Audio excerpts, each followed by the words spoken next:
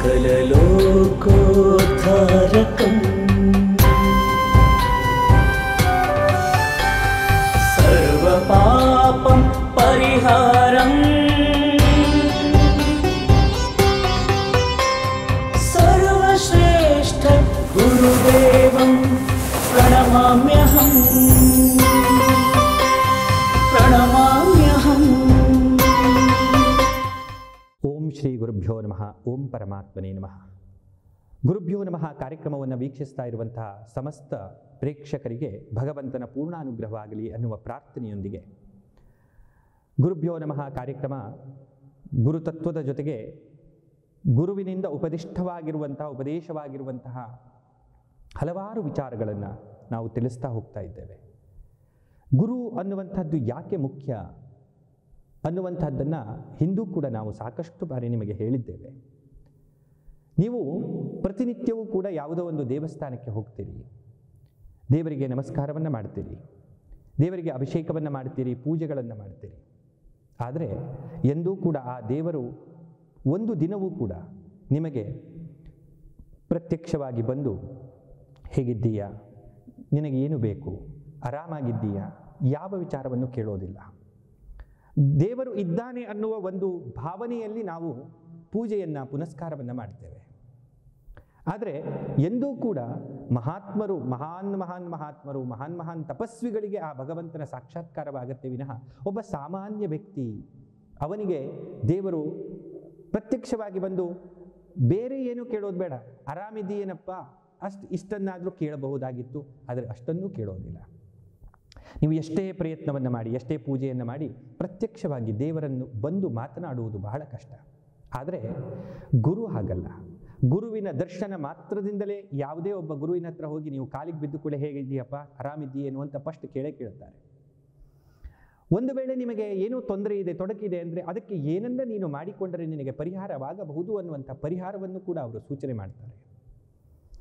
ಹಾಗಾಗಿ ಗುರೋಹೋ ಪ್ರತ್ಯಕ್ಷ ದೇವತಾ, ಗುರುವನ್ನು ಪ್ರತ್ಯಕ್ಷವಾದ ದೇವರು ಅಂತ ಕರೆದರು.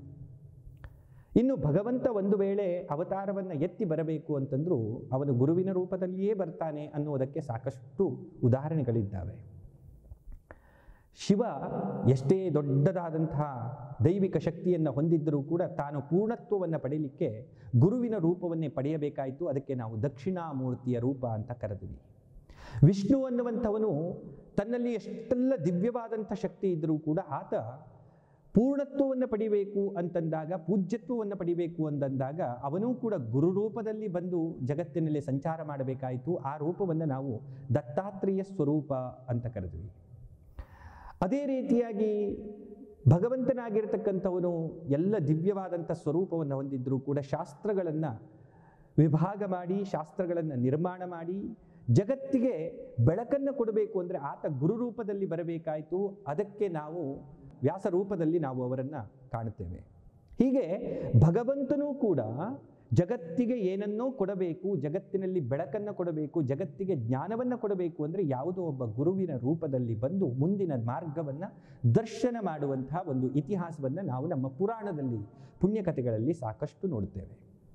ಇನ್ನು ಸಾಕಷ್ಟು ರೀತಿಯಾಗಿರ್ತಕ್ಕಂತಹ ನಮ್ಮ ದೇವಭೂಮಿಯಾಗಿರುವಂಥ ಭಾರತದಲ್ಲಿ ಪ್ರತಿ ಊರಿಗೆ ಹೋದರೂ ಕೂಡ ಒಂದಲ್ಲ ಒಬ್ಬ ಗುರುವಿನ ಒಂದು ಮಠ ನಮಗೆ ಸಿಗ್ತದೆ, ದೇವಸ್ಥಾನಗಳು ನಮಗೆ ಸಿಗ್ತದೆ. ಅಲ್ಲಿ ಅವರ ಆರಾಧನೆಗಳು ನಡೀತಾನೆ ಇರ್ತವೆ.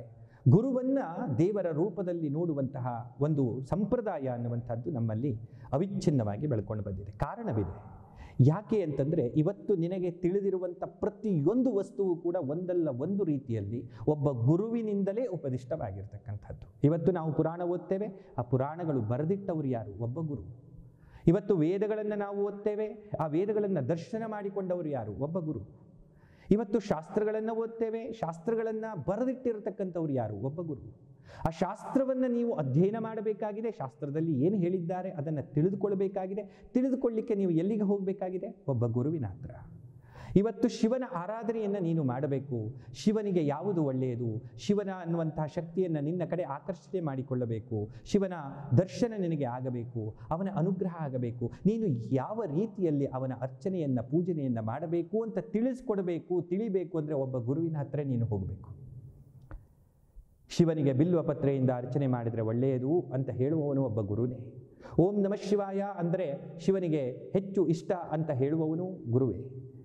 ಶಿವ ಅನ್ನುವಂಥವನು ಕೈಲಾಸ ಪರ್ವತದಲ್ಲಿದ್ದಾನೆ, ಅವನು ಗಜಚರ್ಮಾಂಬರನಾಗಿದ್ದಾನೆ, ಶೂಲಪಾಣಿಯಾಗಿದ್ದಾನೆ, ಡಮರು ಹಸ್ತನಾಗಿದ್ದಾನೆ, ಅವನಿಗೆ ಜಟಾಜೂಟ ವಿಭೂಷಿತನಾಗಿದ್ದಾನೆ, ನೀಲಕಂಠನಾಗಿದ್ದಾನೆ, ಗಂಗಾಧರನಾಗಿದ್ದಾನೆ ಅಂತ ಅವನನ್ನು ವರ್ಣನೆ ಮಾಡಿ ಹೇಳುವಂಥವನು ಯಾರು ಅಂದರೆ ಒಬ್ಬ ಗುರು. ಹಾಗಾಗಿ ಈ ಜಗತ್ತಿನಲ್ಲಿ ಗುರು ಅನ್ನುವಂಥವನು ಒಂದು ವೇಳೆ ಇಲ್ಲಾಗಿತ್ತು ಅಂದರೆ ಈ ಜಗತ್ತಿನಲ್ಲಿ ಜ್ಞಾನ ಅನ್ನುವಂಥದ್ದು ಪ್ರಸಾರವಾಗಲಿಕ್ಕೆ ಸಾಧ್ಯ ಇಲ್ಲ. ಹಾಗಾಗಿ ಗುರುತತ್ವ ಬಹಳ ಮುಖ್ಯ. ಅದಕ್ಕಾಗಿಯೇ ಯಾವುದೇ ಒಂದು ಧರ್ಮವನ್ನು ನಾವು ಬೆಳೆಸಬೇಕು ಅಂತಂದರೆ ಆ ಧರ್ಮದಲ್ಲಿ ಗುರುಗಳು ಹೆಚ್ಚು ಬೆಳೆಯಬೇಕು. ಯಾವ ಧರ್ಮದಲ್ಲಿರುವಂಥ ಗುರುಗಳು ಅತ್ಯಂತ ಹೆಚ್ಚಾಗಿ ಬೆಳೀತಾರೆ, ಸಮೃದ್ಧವಾಗಿ ಬೆಳೀತಾರೆ, ಅಥವಾ ಅವರ ಒಂದು ಮಾತಿಗೆ ಬೆಲೆ ಎನ್ನುವಂಥದ್ದನ್ನು ಆ ಧರ್ಮ ಕೊಡುತ್ತೆ ಅಂದರೆ ಆ ಧರ್ಮ ಇಡೀ ವಿಶ್ವವನ್ನು ಆಳುತ್ತೆ. ಒಂದು ಧರ್ಮವನ್ನು ಇವತ್ತು ನಾವು ಹಾಳು ಮಾಡಬೇಕು ಅಂತಂದರೆ ಮೊದಲು ಅದರ ಬೇರುಗಳಾಗಿರ್ತಕ್ಕಂಥ ಗುರುಗಳನ್ನು ಹಾಳು ಮಾಡಬೇಕು. ಯಾವಾಗ ಗುರುಗಳನ್ನು ಹಾಳು ಮಾಡಿಬಿಡುತ್ತಾರೆ ಆವಾಗ ಇಡೀ ಧರ್ಮವೇ ಹಾಳಾಗಿ ಹೋಗುತ್ತೆ.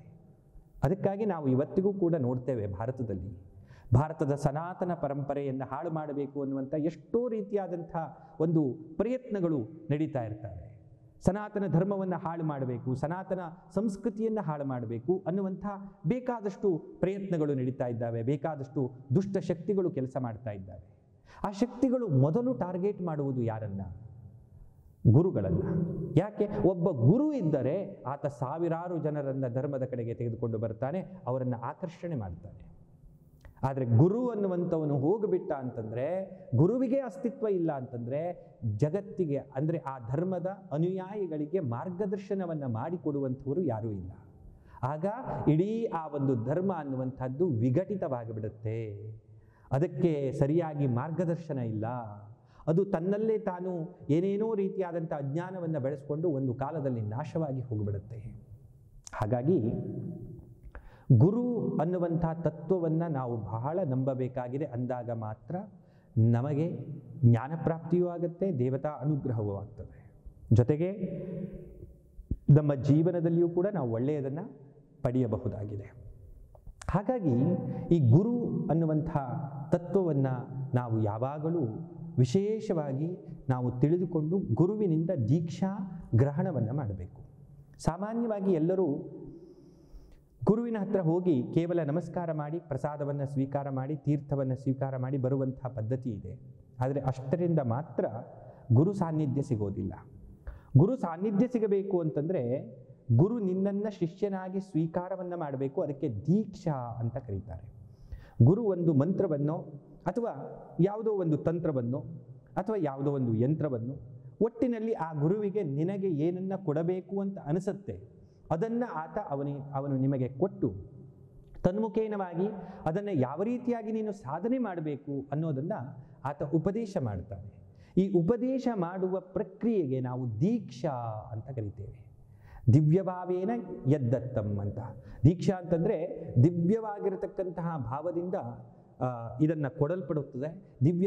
ಭಾವದಿಂದ ಶಿಷ್ಯನಾಗಿರ್ತಕ್ಕಂಥವನು ಅದನ್ನು ಸ್ವೀಕಾರ ಮಾಡ್ತಾನೆ. ಹಾಗಾಗಿ ಅದಕ್ಕೆ ದೀಕ್ಷಾ ಅನ್ನುವಂಥ ಒಂದು ಹೆಸರು ಅನ್ನುವಂಥದ್ದು ಬಂದಿದೆ. ಈ ದೀಕ್ಷೆ ಅನ್ನುವಂಥದ್ದು ಯಾವನಿಗೆ ಆಗುತ್ತದೆಯೋ ಅವನು ವಾಸ್ತವಿಕವಾಗಿ ಗುರು ಮಾರ್ಗದಲ್ಲಿ ನಡೆಯಲಿಕ್ಕೆ ಪ್ರಾರಂಭ ಮಾಡ್ತಾನೆ. ಅವನ ಜೀವನದಲ್ಲಿ ಅಲ್ಲಿಂದ ಬದಲಾವಣೆಗಳು ಪ್ರಾರಂಭ ಆಗುತ್ತೆ. ಅವನು ಸಾಧನೆಯಲ್ಲಿ ಆತ ತೊಡಗ್ತಾನೆ. ಎಷ್ಟೋ ಜನ ಏನು ಅಂದ್ಕೊಳ್ತಾರೆ, ಯಾವುದೋ ಒಂದು ಪುಸ್ತಕವನ್ನು ಓದಿ ನಾನು ಧ್ಯಾನ ಮಾಡ್ತೇನೆ, ನಾನು ಯಾವುದೋ ಒಂದು ಪುಸ್ತಕದಲ್ಲಿ ನೋಡಿ ನಾನು ಪ್ರಾಣಾಯಾಮವನ್ನು ಮಾಡ್ತೇನೆ, ನಾನು ಯಾವುದೋ ಒಂದು ಪುಸ್ತಕವನ್ನು ನೋಡಿ ಒಂದು ಮಂತ್ರ ಸಾಧನೆಯನ್ನು ಮಾಡ್ತೇನೆ, ಯಾವುದೋ ಪುಸ್ತಕದಲ್ಲಿ ಹೇಳಿದ್ದಾರೆ ಅಂಥೇಳಿ ಒಂದು ತಂತ್ರ ಸಾಧನೆಯನ್ನು ಮಾಡ್ತೇನೆ. ಹೀಗೆ ಕೆಲವೊಬ್ಬರು ಮಾಡುವವರಿದ್ದಾರೆ. ಅದರಿಂದ ಕೆಲವು ಮಟ್ಟಿಗಿನ ಒಂದು ಫಲಗಳು ಸಿಗಬಹುದು, ಸಿಗಲಿಕ್ಕಿಲ್ಲ.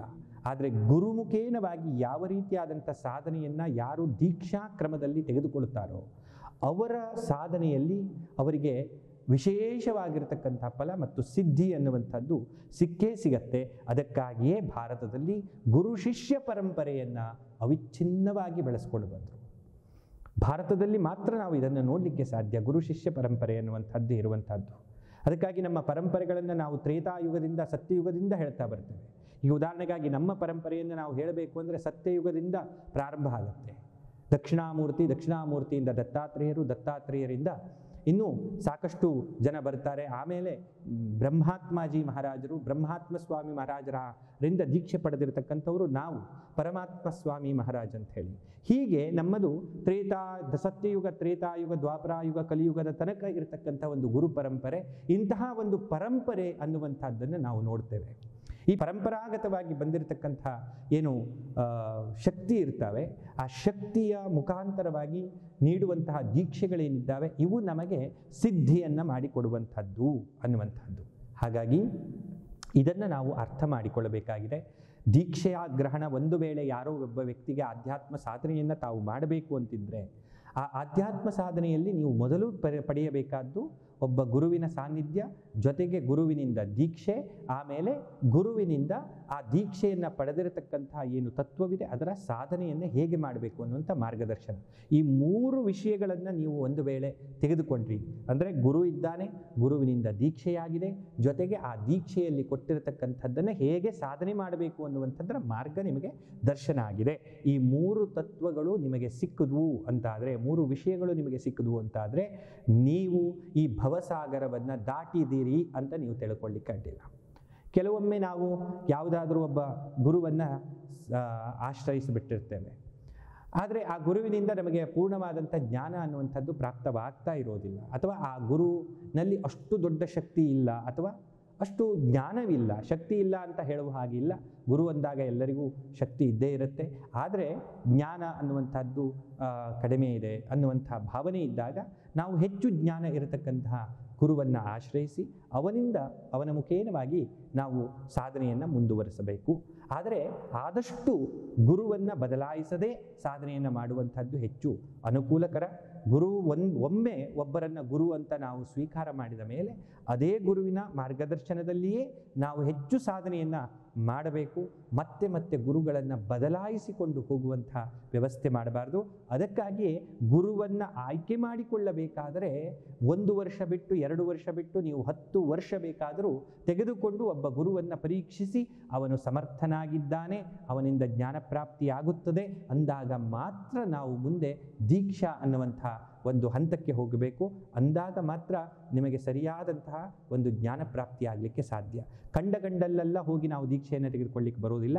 ಹಾಗೆ ಮಾಡಿದರೆ ಒಂದು ವೇಳೆ ಅದರಿಂದ ಗುರುಗಳನ್ನು ನಿಂದಿಸಿರುವಂತಹ ಅಥವಾ ಗುರುಗಳಿಗೆ ಅವಮಾನ ಮಾಡಿರ್ತಕ್ಕಂತಹ ಒಂದು ಪಾಪಕ್ಕೂ ಕೂಡ ನಾವು ಗುರಿಯಾಗಬೇಕಾಗತ್ತೆ, ಅಥವಾ ಗುರು ಶಾಪಕ್ಕೆ ನಾವು ಕಾರಣರಾಗಬೇಕಾಗತ್ತೆ. ಹಾಗಾಗಿ ಅಂತಹ ತಪ್ಪುಗಳನ್ನು ನಾವು ಮಾಡಬಾರ್ದು. ಅನಿವಾರ್ಯವಾದಂಥ ಪರಿಸ್ಥಿತಿಯಲ್ಲಿ ಗುರುವಿನಿಂದ ಏನೂ ನಮಗೆ ಸಿಗುತ್ತಾ ಇಲ್ಲ ಅನ್ನುವ ಸ್ಥಿತಿಯಲ್ಲಿ ನಾವು ಬೇರೆಯ ಗುರುವಿನ ಹತ್ತಿರ ಹೋಗಿ ದೀಕ್ಷೆಯನ್ನು ಪಡೆಯಬಹುದು. ಅಥವಾ ಒಬ್ಬ ಗುರು ಇದ್ದಾಗ ಅವನ ಮಾರ್ಗದರ್ಶನವನ್ನು ಪಡೆದು ಅಥವಾ ಅವನ ಅನುಮತಿಯನ್ನು ಪಡೆದು ಇನ್ನೊಬ್ಬ ಗುರುವಿನ ಹತ್ತಿರ ಹೋಗಿ ನಾವು ಸಾಧನೆಯನ್ನು ಕೂಡ ಮಾಡಬಹುದು. ಒಟ್ಟಿನಲ್ಲಿ ನೀವು ಗುರುವಿನ ಸಾನ್ನಿಧ್ಯಕ್ಕೆ ಬನ್ನಿ, ಜೊತೆಗೆ ದೀಕ್ಷೆಯನ್ನು ಪಡೆದು ಸಾಧನೆಯನ್ನು ಪ್ರಾರಂಭಿಸಿ ಅನ್ನುವಂಥ ಒಂದು ಮಾರ್ಗದರ್ಶನವನ್ನು ತಮಗೆ ನೀಡ್ತಾ, ಗುರುಭ್ಯೋ ನಮಃ ಕಾರ್ಯಕ್ರಮವನ್ನು ವೀಕ್ಷಿಸ್ತಾ ಇರುವಂಥ ತಮಗೆಲ್ಲರಿಗೂ ಕೂಡ ಆ ಗುರುದೇವರ ಪೂರ್ಣ ಅನುಗ್ರಹವಾಗಲಿ. ಜೊತೆಗೆ ನಿಮಗೆ ನಿಮ್ಮ ಸಾಧನೆಯಲ್ಲಿ ಆ ಭಗವಂತ ಅನ್ನುವಂಥವನು ಪೂರ್ಣ ಜ್ಞಾನವನ್ನು ಅನುಗ್ರಹಿಸಲಿ ಅನ್ನುವಂಥ ಪ್ರಾರ್ಥನೆಯನ್ನು ಮಾಡ್ತೇವೆ. ಲೋಕಾ ಸಮಸ್ತ ಸುಖಿನೋ ಭವಂತು. ಓಂ ತತ್ಸತ್. ಸಕಲ ಲೋಕೋದ್ಧಾರಕಂ